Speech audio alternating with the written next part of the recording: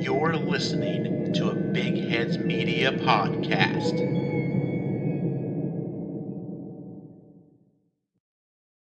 Tonight, I'm talking about vampires. Vampires, as we discuss Cumbria, England, and Mineral Point, Wisconsin. All that and more on Small Town Secrets.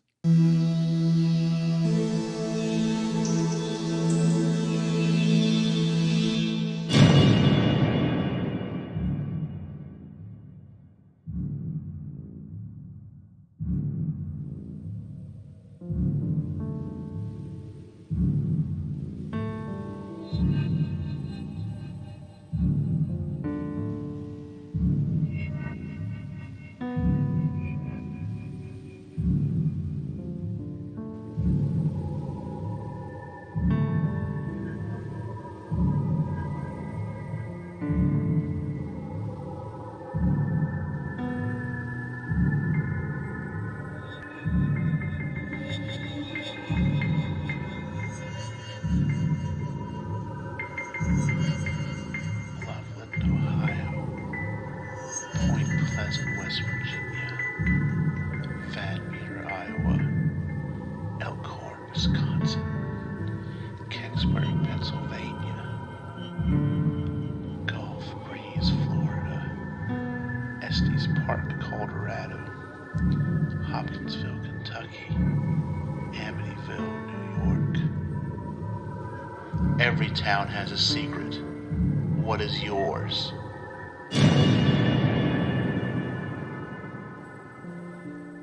Hello, everyone, and welcome to this, the 7th episode of Season 1, also known as Episode 1.07. And before we get into the show proper, I do have a few housekeeping notes to go over. The first, you've probably already noticed it. I hope you noticed it. I spent an arduous 5 minutes making that intro stinger, but this podcast is now part of the Big Heads Media Podcast Network. So we're joining like 20 some other shows of all different genres. There's a lot of sports ones. There's some true crime stuff. There's some off the beaten path stuff. There's some video game stuff. There's some movie stuff. All sorts of things. So check it out. I'll leave a link in the show notes. I'll give to the website. Everyone can go check it out and look and see what other shows they have to offer. But that is a thing that happened. And the other thing I want to let everyone know is I will be starting a new job next week, which is going to be a third shift gig. So this episode is going to be fine. It probably came out, or the time it normally does. But next episode 8, is going to be on a different schedule. It's going to be coming out like really early Saturday morning. So since it's a third shift gig, I'm not working Friday nights because you work kind of Sunday and then you don't work Thursday. I can sit down. I'll be used to being up all night.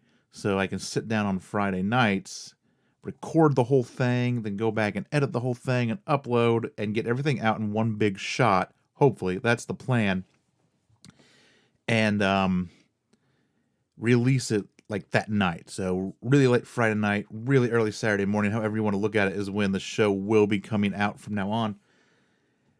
So, yeah, I guess that's it as far as housekeeping. Just letting everyone know that is where the show is at. That is what is happening.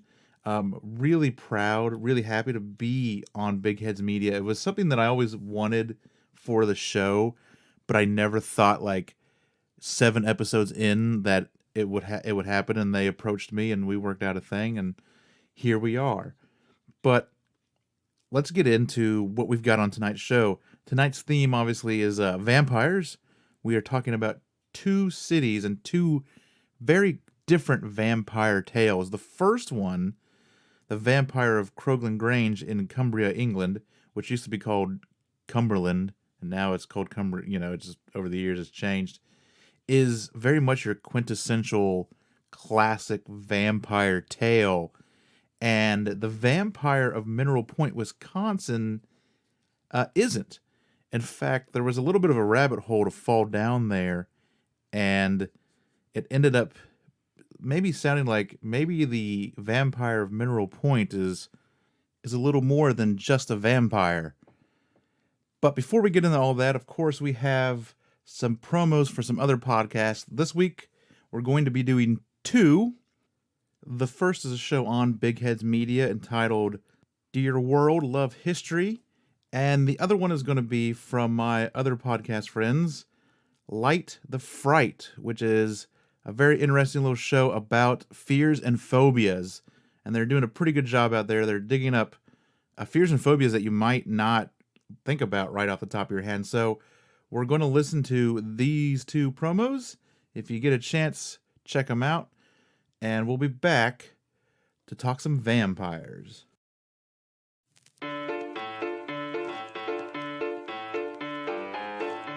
Hey, we're Renee. And Adrian. And we are the Outlandish Historians. We're sisters, nerds, and lovers of all things history. Except bell bottoms. Keep that in the past.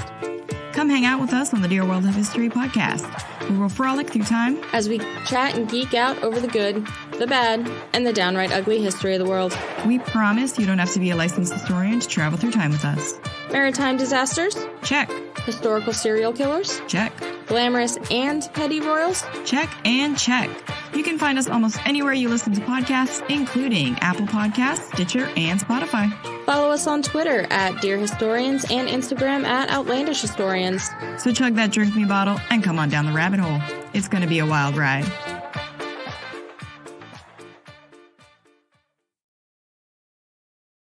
I'm Miranda. I'm Natalie. We may be fraidy cats, But we are perilously curious. No topic is off limits with us. we explore all forms of physical and metaphysical fears. From a primal fear of snakes, Miranda. Haha. To the annoying fear of commitment. Oh, also Miranda. When are we going to talk about your issues, Natalie? We analyze the nature and rationality of these phobias, and we face some of our own fears on the podcast. Except for snakes. That one's off limits. Oh, it's coming. But we do splash in some true crime stories and real life stories relating to those fears and phobias. If you follow these Southern Belles into hell, we promise to have you back in time for dinner. Join us on Light the Fright Podcast wherever you get your podcast. You can find us on Twitter and Instagram at Light the Fright.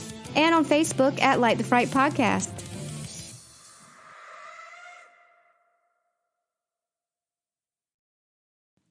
And we're back. And, I think it's time to jump right into it. I'm going to move my chair. Yeah. Okay. Let's talk about the Croglin Vampire in Cumbria, England. The legend of the Croglin Grange Vampire is really the classic vampire story. And I mean that. It has everything. It has the damsel in distress. It has the weird creature staring through the window trying to get in. It has the whole family doing everything in their power to eliminate this evil. It has a town posse, and I can only assume that pitchforks and torches were used, and it's got, they hunt it down. It's got everything. But unlike Dracula, this one may have actually happened. Croglin is nestled in Cumberland County, England, and the story first originated in a book by Augustus Hare entitled My Solitary Life. Augustus claimed he was told the story by a descendant of the Cranswell family. It all started at a farmhouse known then as Croglin Grange. The Grange was located near an old church and cemetery. The entire property was owned by a family called the Fishers.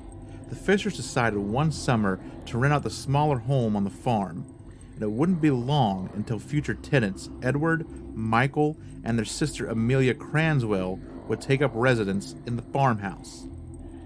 The Cranswells quickly became entranced by the rural life that the small town offered, and decided to stay much longer than they had originally thought. They continued staying through that winter and into the next summer, becoming well known amongst the locals over the year. The next summer would come, and it would be a hot one. One night in that scorching summer, all three of the Cranswells sat outside and watched the moon rise before deciding to go to bed. Michael and Edward retired to their rooms, and Amelia to hers. Amelia spent some time gazing at the stars out of her unshuttered window. After a few minutes, she noticed two lights hovering near a row of trees, and then a dark shape started coming closer and closer to her window. At first, the shadowy shape moved away from the window and appeared to make its way around the house. She took this opportunity to run for the door and escape the room. However, her trembling hands tried to get the key in the lock, and she heard something that filled her with sheer terror. Someone, or perhaps something, was scratching at her bedroom window. It wasn't just scratching.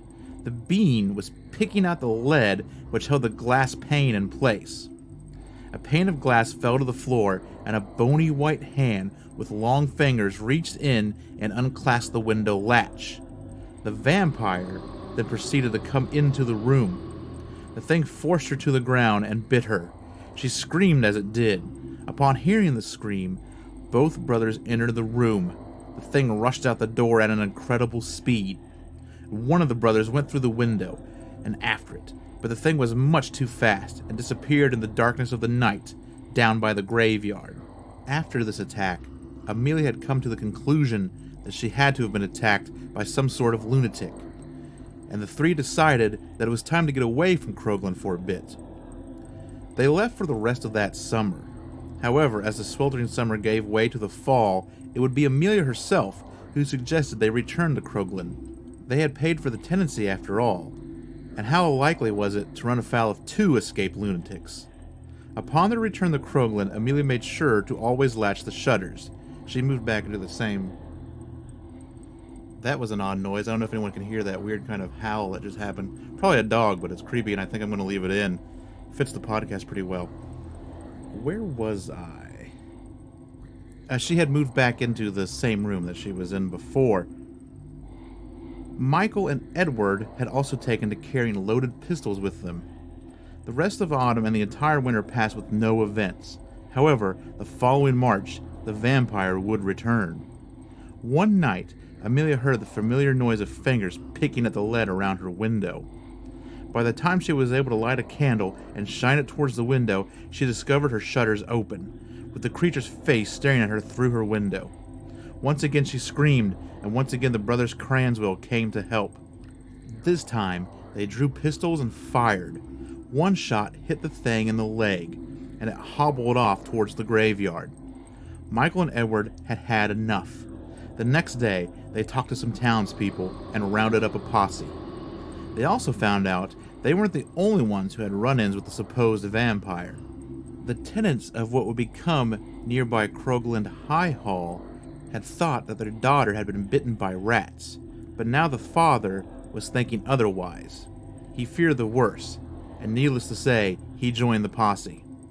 The group of townspeople made their way down to the cemetery, and based on rumors of a local monster living in a certain vault, they honed in on that vault's location. The tomb was full of coffins. However, all but one was unopened. The rest were smashed, with the remains strewn about the crypt. The group lifted the lid of the coffin and found a mummified and shriveled body. To confirm the creature's identity, the Cranswell brothers checked its leg for a gunshot wound. It had one, and it was fresh. They wasted no time and set fire to the entire vault, burning everything inside. And that is pretty much the tale of the Croglin Vampire. There's a lot of back and forth, however, to the validity of Augustus Hare's tale, as it seems Hare adapted certain scenes from a Penny Dreadful novel titled Varney the Vampire. This is where it stands so far. In 1924, one Charles Harper went to Cumberland, and he could not find Croglin Grange, but he did find both Croglin High and Low Hall. However, there was no church nearby, the closest one being at least a mile away. He was also unable to find the vault that was the creature's resting place. Sometime in the 1930s, a man named F. Clive Ross gave the area another visit in an attempt to challenge Harper's findings. He conducted some interviews and found that Croglin Low Hall was probably the Grange. He noted as well that there was a foundation near the house, some of the stones were still there, so this could have been the church at one point in time. Then, in 1968, D. Scott Rogo, a writer, found a book published in 1929. It contained both Hare's story and the Penny Dreadful story. Because of this, he concluded it was all a hoax. Clive Ross would come back later with more evidence in favor of the tale. He found a witness called Mrs. Parkin, who lived at Slack Cottage in Ainstable. She had known someone from the Fisher family who was born in the 1860s and had heard the tale from his grandparents. Parklin also noted that the deed to Low Hall has it called Croglin Grange until 1720. Who knows why Hare messed with the dates? Recent research by one Lionel Fanthorpe suggests that the events took place closer to the 1600s.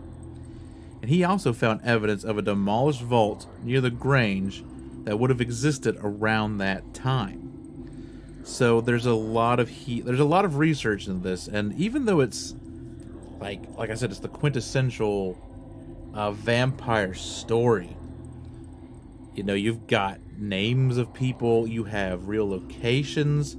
The dates don't quite match up with what Hare had written, and who knows why he did that. Maybe he wanted to make the story seem more recent, you know, and I understand that, like, if you're doing, you know, I think people would garner more interest in a tale that happened closer to the actual time. There's more interest in it, because if it's 1860 and you write your story in 1865 and you say it was 1860, then I think that drums up more interest, because it's people will go, oh, that just happened, that's a place we can check out, or whatever, that's a place we might know. And then if you say it happened hundreds of years ago, your story might lose some luster. So, you know, or maybe it's all made up, who knows.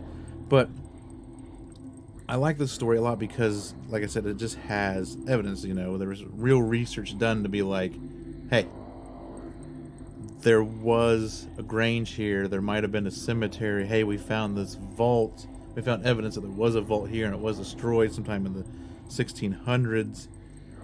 The dates don't match up, but with the research, you know, it comes back, and everything still could have happened basically the same way. I mean, there were flintlocks and other types of firearms in the 1600s, so it was entirely possible that they were able to shoot the thing with a musket. But we'll leave it up to you guys to decide if the tale of the Groglin Grange Vampire was a real encounter, or was it just a story? But let's switch gears here and talk about another vampire, a much more recent tale, and the vampire of Mineral Point, Wisconsin.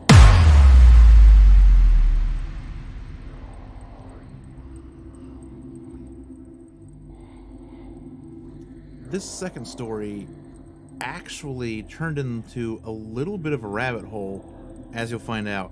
It is a vampire story, but it kind of spirals into other stories, other beings, it gets a little rabbit hole-y. But now let's get on to the Mineral Point Vampire in Mineral Point, Wisconsin.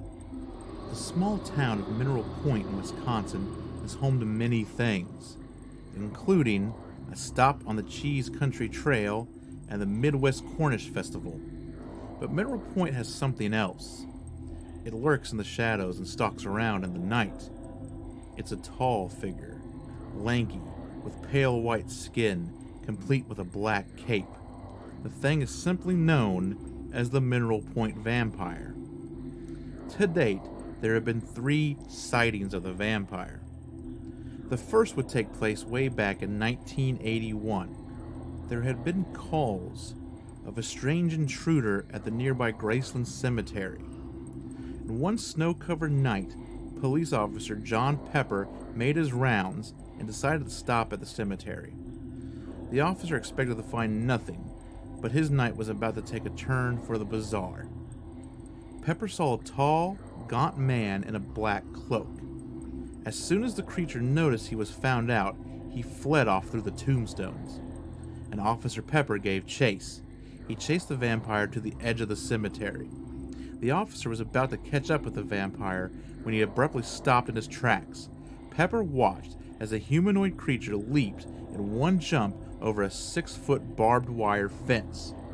Officer Pepper went back to his car and made a report. The next day, Pepper and a couple of fellow officers returned to where the vampire had escaped, hoping to find its footprints in the fresh snow. When they approached the section of fence the creature jumped over the previous night, they found no tracks and no further sign of the trespasser.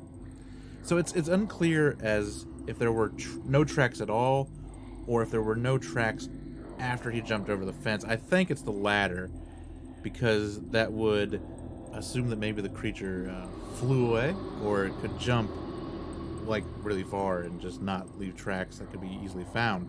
For 23 years after John Pepper's incident with the vampire, there would be little to no sign of it.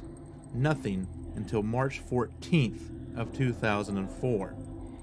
Residents of some apartment buildings had called the police to report a strange man in a black cape jumping out of a tree and scaring the residents.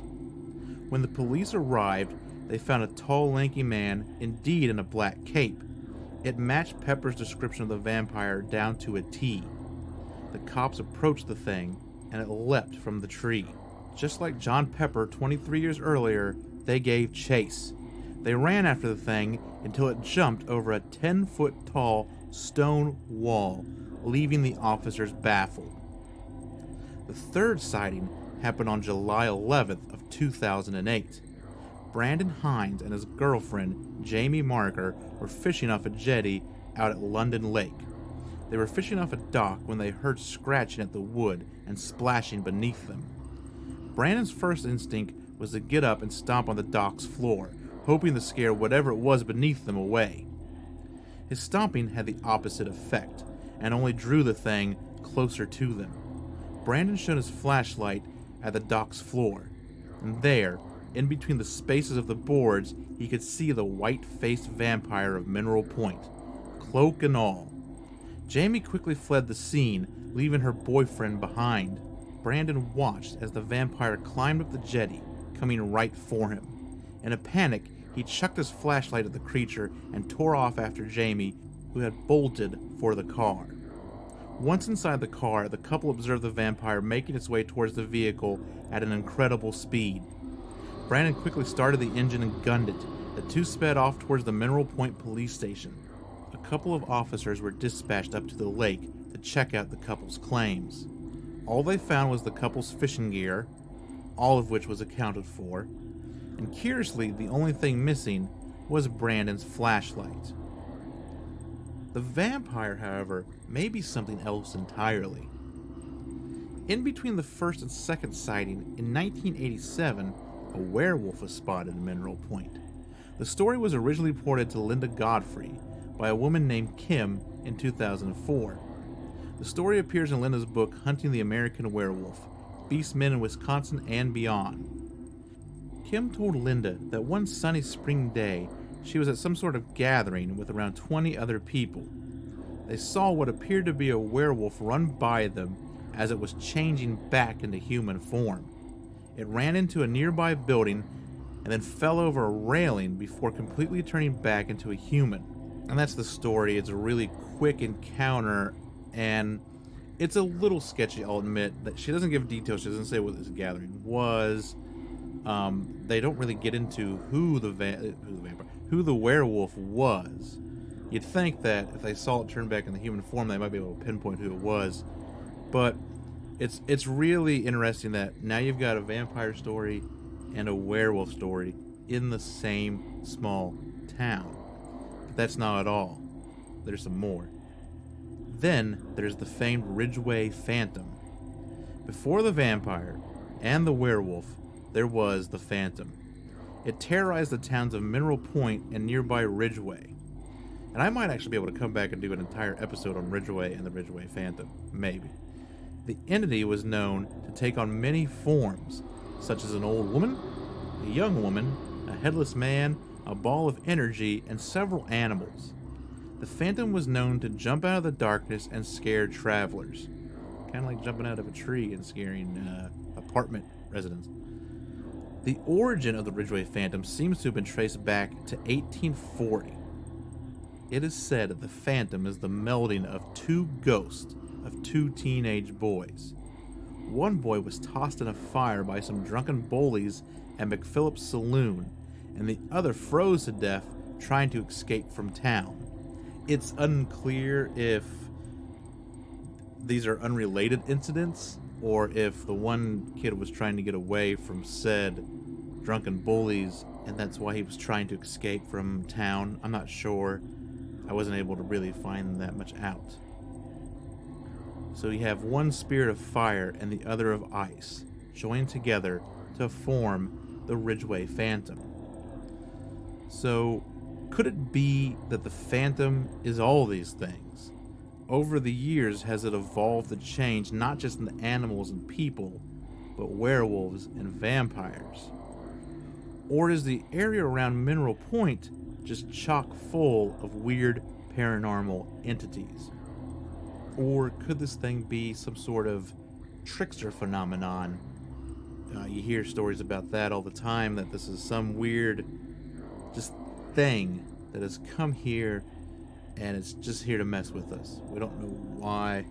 And the thing just keeps evolving over the years, and the vampires and werewolves and other things in our psyche to do whatever the trickster seems it needs to do. There's a lot of things that you could talk about as the Mineral Point vampire. Is it one thing? Is it like three things? Or is it none of these things and something else entirely that we can't even grasp? Maybe we'll never know. So those are our two stories for the main segment tonight. Let's take, once again, a little musical intermission, as I've kind of come to call it. It's the middle of the show, and we will return with local headlines.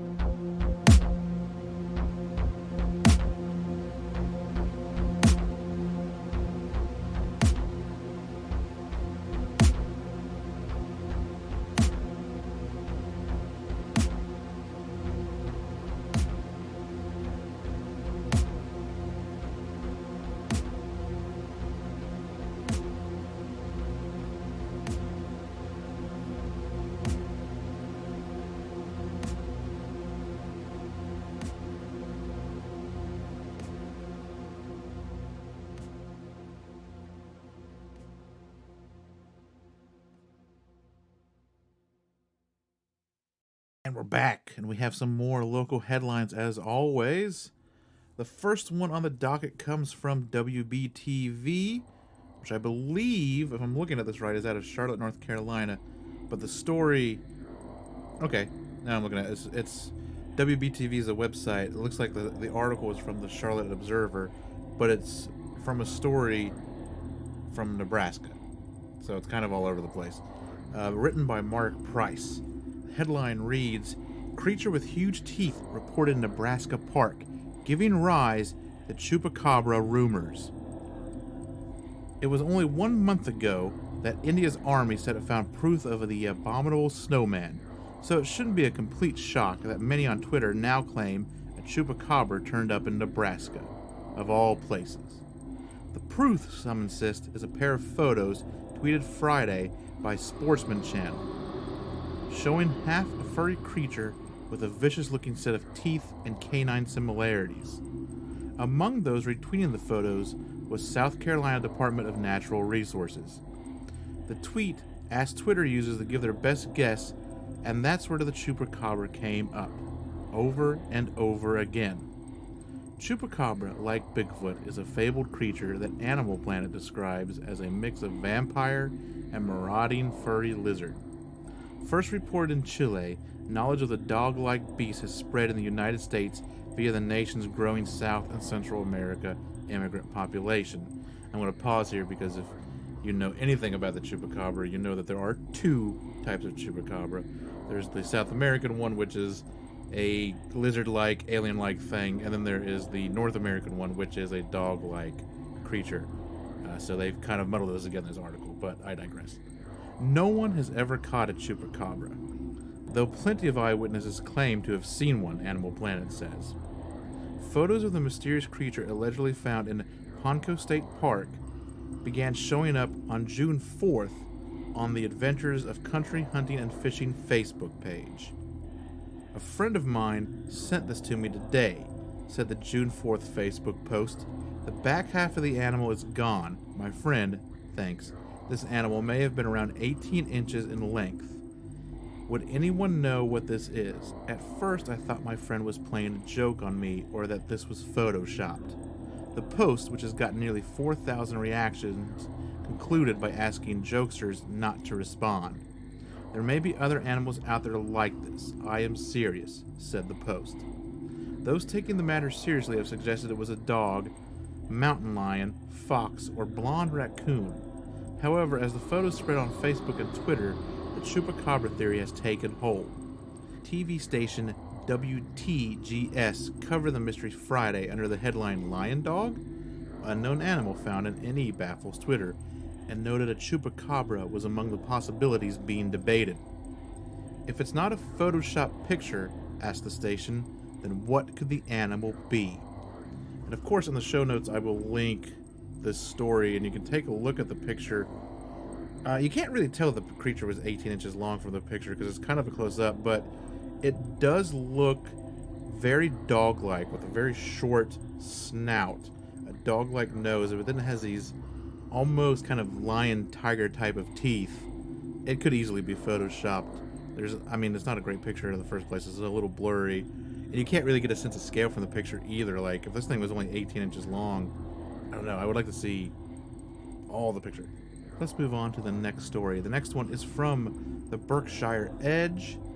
It is written by Terry Cowgill, and the headline reads, Sheffield town crew hauls away UFO monument.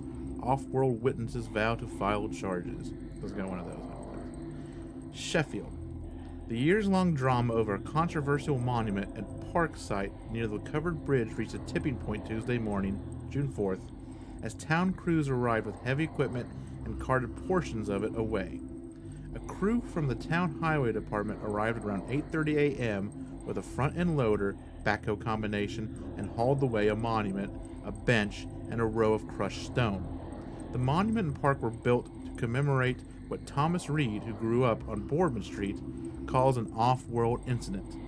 In an August 26, 2015 ceremony, Reed and a group of supporters gathered at the covered bridge off Route 7 to commemorate an event that occurred September 1st, 1969, when Reed and others say they saw a UFO near the site.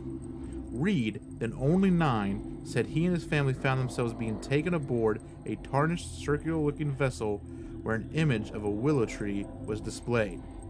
According to Reed's website, a monument of the sighting was placed near the Sheffield Covered Bridge during a ceremony almost 4 years ago. But trouble soon erupted. Many people in town were upset by the monument's appearance. Moreover, the town's attorney later determined that the monument had been placed on town property and the order came down for it to be removed. Reed insisted town officials had told him the original location was fine, but the monument was later moved about 50 feet to the east onto the property of his friend Lois Argy, who owns Pine Island Farm. More than a year ago, a town land survey reportedly found that the slab and its accoutrements were still on town right-of-way, and Reed must relocate them or the town would do it for him. Select Board member Nadine Hover referred questions to Select Board Chair Renee Wood, who referred inquiries to Town Administrator Rhonda LeBombard, who did not immediately return a message seeking comment. Sheffield Town Hall is closed to the public on Wednesdays, the day this article was written. In a brief interview, Selectman Martin Mistoff confirmed to The Edge that the town removed the monument and that the portion of the park on the town right-of-way had been reclaimed. The other portion of the park, including several benches and some solar lamps that were on Argy's property slightly to the north, were not disturbed. The monument was removed at considerable expense to the town, Mistoff said, though he could not say precisely how much it cost in legal and surveying fees. Unfortunately, the party responsible was not responsive. Reed told The Edge via text message Tuesday that his nonprofit UFO Monument Park Incorporated had retained a lawyer and plans to contest the town's action. Today the gloves came off, he said. Reed further insisted that the town's right-of-way does not constitute ownership of any kind. It's simply an area of land that is shared by the town via the landowner and its lesser UFO Monument Park Incorporated, Reed said. Despite earlier reporting, I have also signed agreements by the town's lawyers, Pine Island Farms, and myself dating back as far as 2015. Mark G., I have no idea how to say this, Levy, who lives in Granville, is a former non-profit executive and horticulturalist who has been advising Reed. He told The Edge he sees the town's removal of the monument and the bench next to it as theft of property. Town crews entered to take possession of someone else's property. I think it's Lavoie said. This was a conspiracy by few, an unlawful trespass, illegal seizure of property, and in my opinion, defamation. Lavoie had heard of Reed's project on a radio program and the two became friends. Lavoie later donated some of the trees and solar lights that remain on the northern portion of the property. He said there was a group in town waging a vendetta against his friend and that Reed had been harassed for a number of years. Lavoie added that Reed had received a threatening letter from town officials 2 weeks ago, but Reed was traveling and unable to respond. Asked whether the monument was indeed sitting on town property, Lavoie replied, "That may be true, but even if it was town property, what's the beef? This is a tourist opportunity for Sheffield." Lavoie called the park a state-sanctioned historical site. It was a reference to a letter, a copy of which was affixed to the monument and signed by Governor Charlie Baker, proclaiming the state recognizes the claim of the UFO sighting and abduction in Sheffield. Tim Buckley, then Baker's communications director, told this reporter in 2016 the citation was issued in error after persistent Reed reportedly asked the governor's staff to put his signature on it. The text on the citation is in all capitals and poorly written. It appears to have been notarized by a justice of the peace in Connecticut. Over the years, the Sheffield UFO story has attracted considerable media coverage. Lavoie and other sources have confirmed that a crew from the television documentary series Unsolved Mysteries traveled to Sheffield a few weeks ago to produce a segment on the UFO story and the park. Contracted by The Edge, Sidney Bowles, a producer for the show, would neither confirm nor deny the segment was being produced. Unfortunately, we are unable to confirm anything at this time, Bowles said. More will be announced about the series at a later date. One Sheffield resident who enjoyed the UFO park was sad to see the monument go. Trevor Young, a British native who has lived in Sheffield for 40 years, was walking his dog Lucy at the site late yesterday afternoon. Young described the town's actions as heavy-handed. "Before it was all grown over with weeds, but now you can see that river. Young said in an interview. I didn't like it at first, but after that he started landscaping and I thought this was pretty good. He said that the more humane thing for the town to have done would have been to move the monument slightly to the north on Agri's property rather than cart away the 5,000-pound concrete slab. This looked like guys just flexing their muscles, Young said of town officials. This afternoon, Reed sent the Edge a trove of email correspondences with the town officials and town council, Mark R. Reich, concerning his use of the property. The Edge has not yet had a chance to review them all, but when we do, another story will likely be published. Meanwhile, Reed sent the Edge a statement concerning yesterday's events and has announced that he will be filing charges, presumably through the state police, because he acknowledged that thus far, Sheffield police have shown little to no interest in investigating. And this last one has been making the rounds. It's a video, from a Nest or some sort of home security system. I'm taking this from Coast to Coast, not sure who written it, doesn't have a name on it. But the headline reads, Strange Elf Creature Captured on Security Camera. A strange video has surfaced purporting to be from security camera footage which captured what appears to be a creature resembling Dobby the Elf from the Harry Potter film franchise. A woman calling herself Vivian Gomez published a video on Facebook on June 6th, writing, So I woke up Sunday morning and saw this on my camera and I'm trying to figure out what the heck. First I saw the shadow walking from my front door and then I saw this thing. Has anyone else seen this on their cameras? The other two cameras didn't pick it up for some reason. The clip has been shared and tweeted extensively and has over 5 million views. Speculation is rampant that the video was faked, based on inconsistent shadows, strange movement, and evidence of editing. Others have also guessed that the clip shows a puppet or a child in a costume. And like I said, this has been all over the place. I've seen it on Twitter a lot in the past week. And I'll link to the video, I'll link to the article which links to the video, and you can watch it.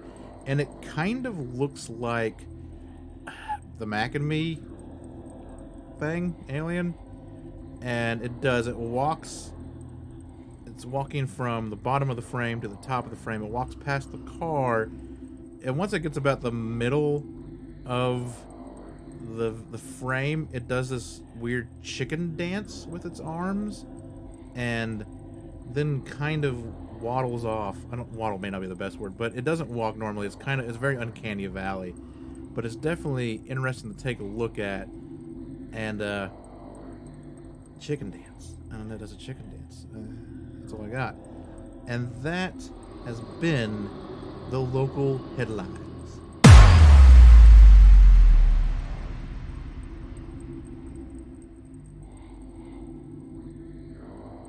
And here we are for the final segment of tonight's show. Listener stories.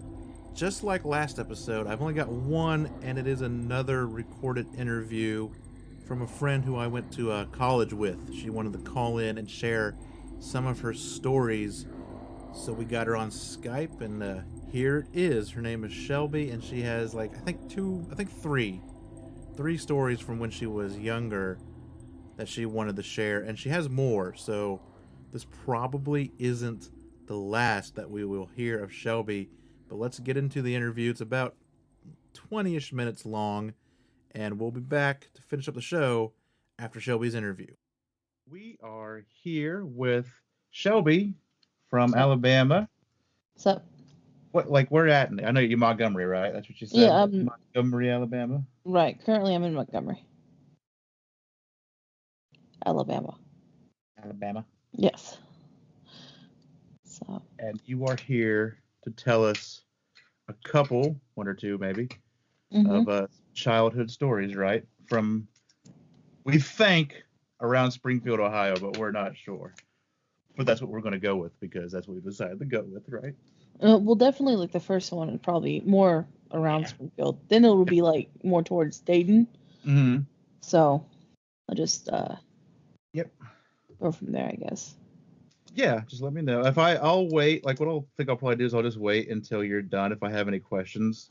Okay, cool. Because there's always like a weird delay on Skype, and I hate trying to talk over people on it. So I will just wait until you're done. If I have any like follow-up questions, we'll just go back into it. That way we don't like disturb the flow or, Oh, that's cool. Gotcha. All right. Well, I'll let you go then. Yep. All right then. When, I guess, I've always just kind of been, I guess, more sensitive to certain things.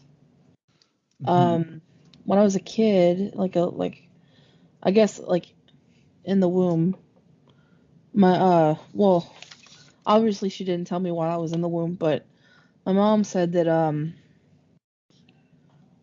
ever since she was like younger and stuff, like she says that we have people that have been witches in our family, and I don't know how like true that is, but she says that a lot of women in the family have been very into um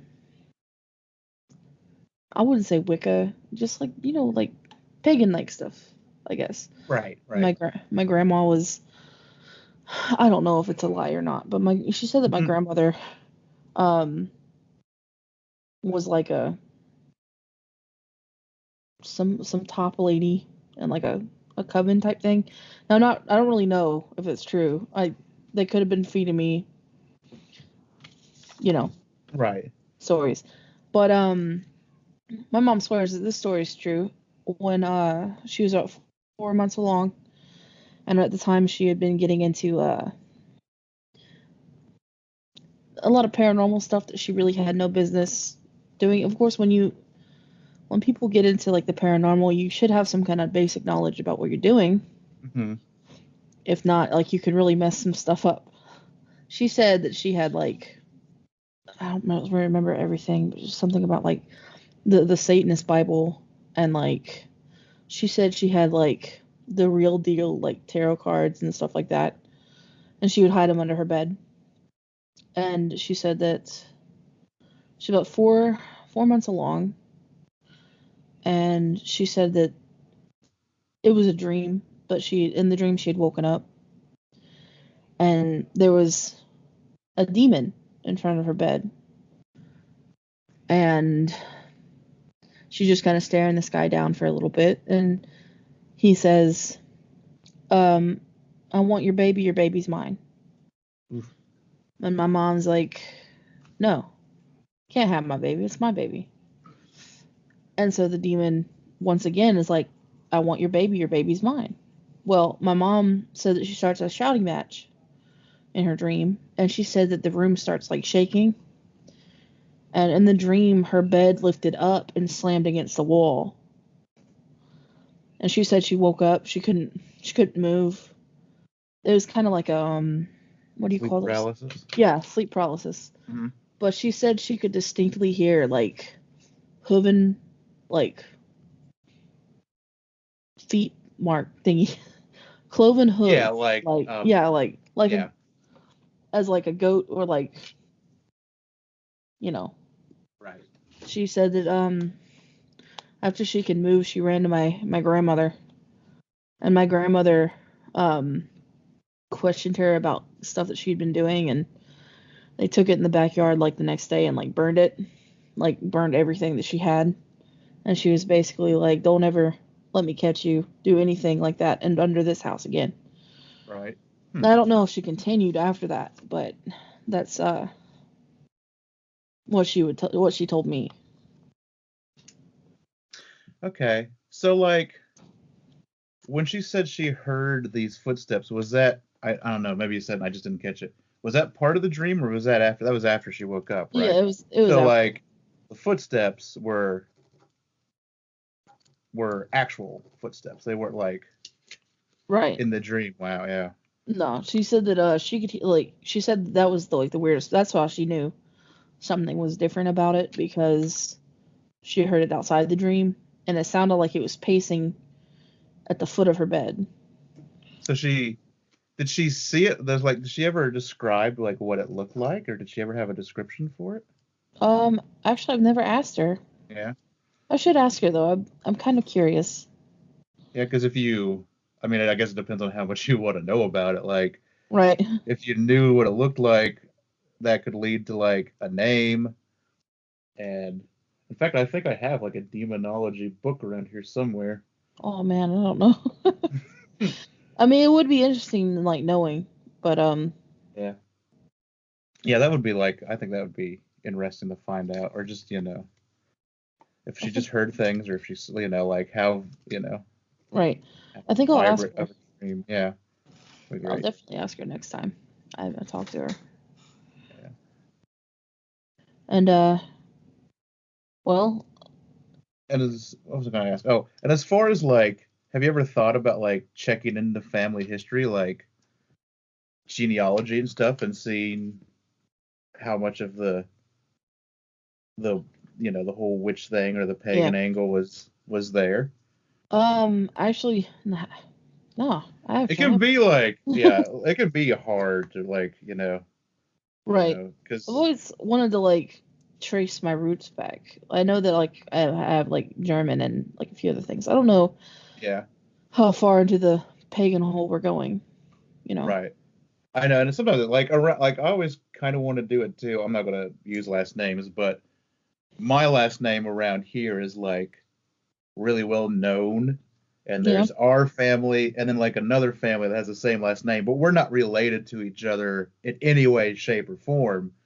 So whenever I try to find stuff, it's always is that us or is that the other ones? And right. As far as I know, well, at least with my adopted family, I know that we're the only one down here. Right. Huh. But yeah. But so I guess since I'm trying to think how to continue from here. I was adopted after. Okay. I don't really remember much about me being a tiny child or seeing anything, but when I was 4 or so, I was adopted, and the people I was adopted to, they're very, very, very, very conservative Christian. They were really strict about a lot of stuff. They didn't no, there wasn't anything such as ghosts. There was no, I couldn't even bring up the subject without being that's something the devil puts in you, Mm-hmm. I was okay. Well, we don't want to do that, when it comes to the devil. So it was kind of dropped, but it was weird to me because I would continue to see. I would continue to. At this point, it's really hard to really say that you've seen a ghost, I guess, for spirits or whatever you want to call them, because I don't know. I have my own theory about it, but I would see out the corner of my eye, little kid. I would see a lot of shadow people when I was a little kid, a lot. Mm-hmm. It was kind of scary. The random times I'd peek out the corner, it'd be sitting in my room, and then a face would peek over the door at me, and then I'd look, and then they'd retreat, and then I'd be that was weird. I was never really afraid, but I knew it was very weird. You knew it wasn't ordinary, yeah. Right. It was really the only instances I've had with shadow people. But they were painting my bedroom or something. I don't remember what they were doing in there. But I was little. I had to sleep in my brother's room, and he had to go on some church camp trip thing. And it was early morning, and the bathroom light was on, and it was shining into the room, and that's what woke me up. And I'm sitting there, under the covers, and I'm staring out the hallway, and from the top bunk of my brother's bed, this head peeks out. This is the only time I really remember being scared. Mm-hmm. But a little head peeks out, and I remember, you see it, and I don't want to look at it, but it's just staring. It's just there. Right. And I could see it. I'm not talking about out of the corner of my eye type of stuff. I can see it, but I haven't turned my head to look at the thing. It's just kind of dangling there. Eventually, I worked up my courage to actually turn my head towards it, and when I did that, it retreated back up. And I could see my brother in the hallway. He's like getting ready for his trip or whatever. So I kind of knew that this wasn't my brother. It didn't have a face. It was just this. It was like a human head, but like shadow. That makes sense. Okay. So like it had. That was what I was going to ask. So it had like, I don't know how to say it. Like it wasn't flat. No. It had, but it was like more like. It had definition and stuff to it, but you just really couldn't make out like. If I asked you if it had a mustache, right, you wouldn't be able to tell me that. Like, yeah, this one definitely. It was like the closest I've ever seen one, but in other instances they kind of just like it was like they were flat, but in this one it looked like it was like a face, but I couldn't tell. It was just a completely black. Yeah. Yeah. Yeah, I understand what you're saying. I get you. That makes sense. No. So that was probably freaky. Then something. They say that they're not really like there to hurt you or whatever. I don't know. I have no idea. But just from what I've read, because I was curious and I looked it up, like when I was younger. Mm-hmm. And I don't think I've ever read anything about people being like attacked by them or whatever. But there was one night in particular. It was Halloween actually, and I remember I said something mean to one of my younger brothers. And because I said something mean to my younger brothers, her name's Debbie. Debbie at the time, she yelled at me and told me I wasn't going to do Halloween and to get back up in my room. So Halloween was like my favorite. You know, all kids. Yeah. I think all kids like really like the free candy type of thing. But I still like free candy. Yeah, it honestly tastes better. True. But I was crying. I was like crying. I was like very upset. And I don't know what this was, but I remember I thought it was my brother playing a trick on me. But it came like from my bed's against the wall. From my bed I can see my closet and I can see my door.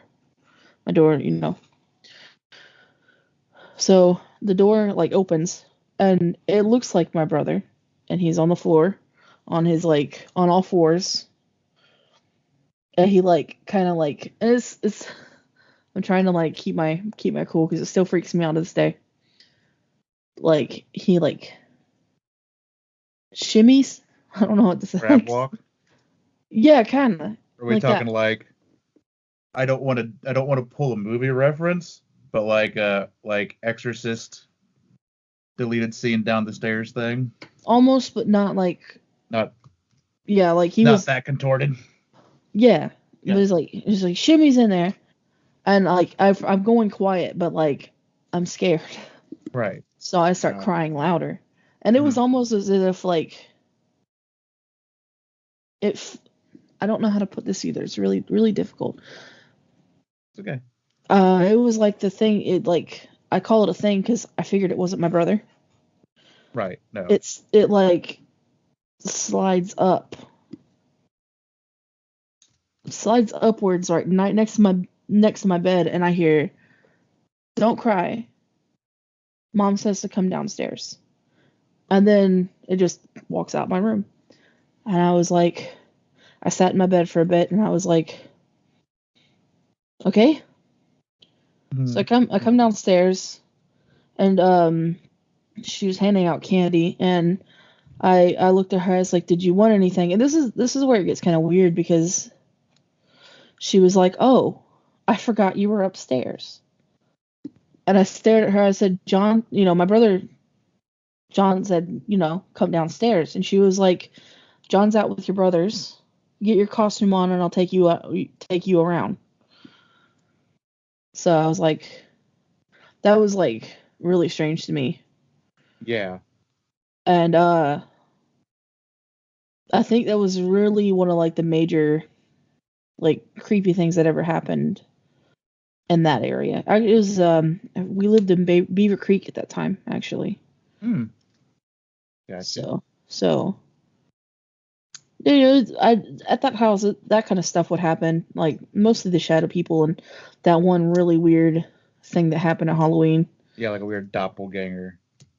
You know, it sounded like my brother, but apparently they had been out all night with my younger brothers. So that was really weird to me.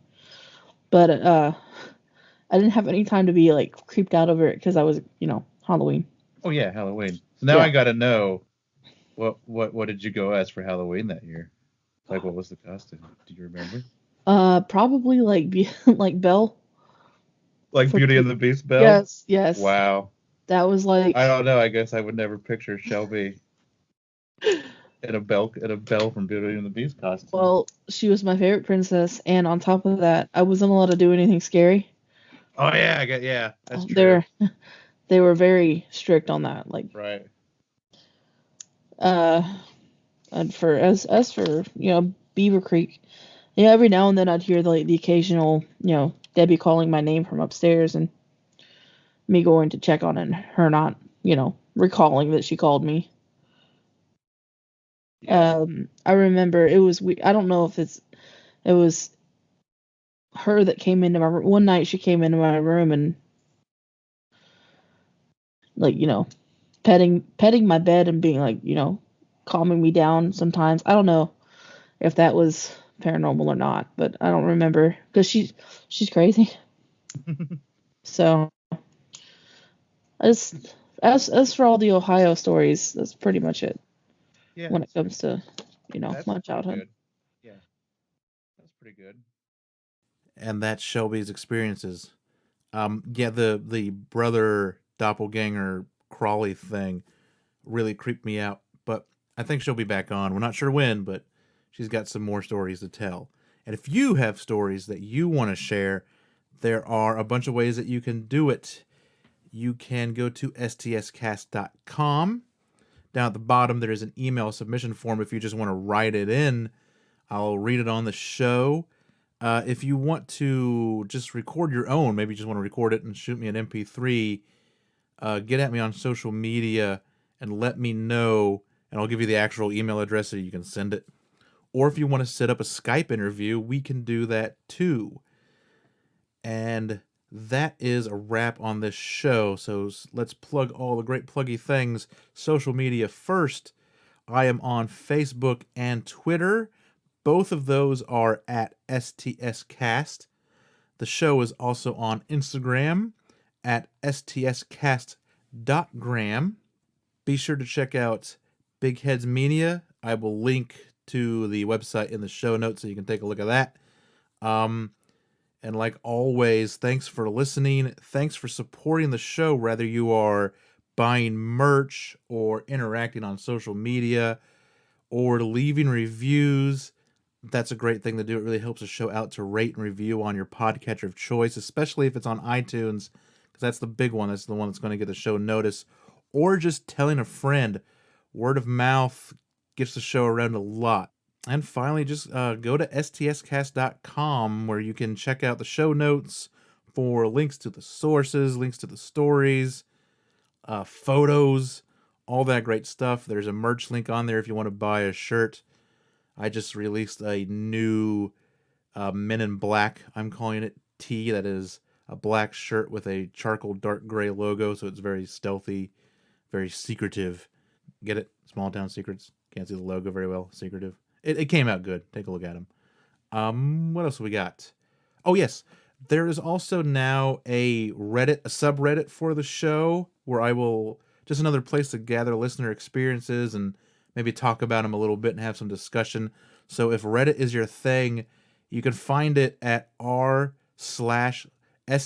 listener stories. And at the bottom of STS, I have links to all of that. So I got the iTunes link, the Google Play link, but I've got the Facebook, the Twitter, the Instagram, and the Reddit link. They're all at the bottom of the page. That'll be the easiest way, really, to find it all. So that is our show. We'll be back in a couple of weeks with episode 8.